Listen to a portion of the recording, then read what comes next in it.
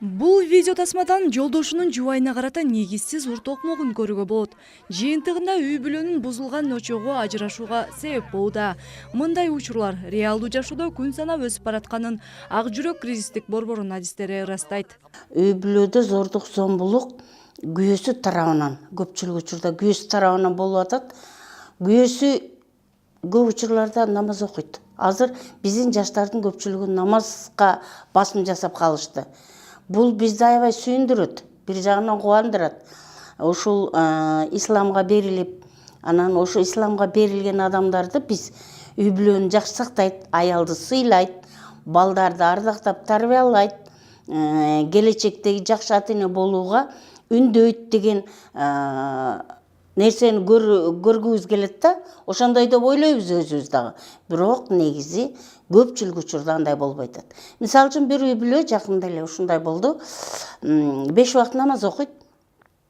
Абдан берилген, сон даваттарды билет, айталат. Бирок үйгө келгенде ошол аялга ушунчалык зордук, зомбулук көрсөтүп, аялынын көгөрбөгөн, так болбогон жери жок да. Балдары бар, элдей эле жашоосу бар.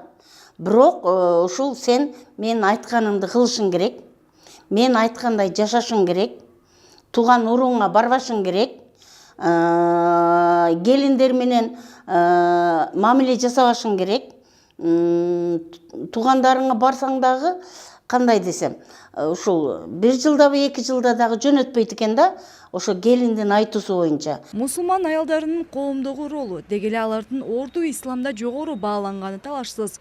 Бирок бүгүнкү күндө күйөөсүнөн кордук көрсө да, балдар үчүн жашоого аргасыз болгон аялдардын тагдыры бүдөмүк бойдон калууда. Ажырашкандардын саны ушунчалык көп. Анан сурап келсек, ошол сөзсүз түрдө намаз окуган болуп чыгат, сөзсүз түрдө динге ишенген болуп чыгат, сөзсүз түрдө ал бир кандайдыр бир исламдын бир айрым бир нерселерин аткарган болуп чыгып атат.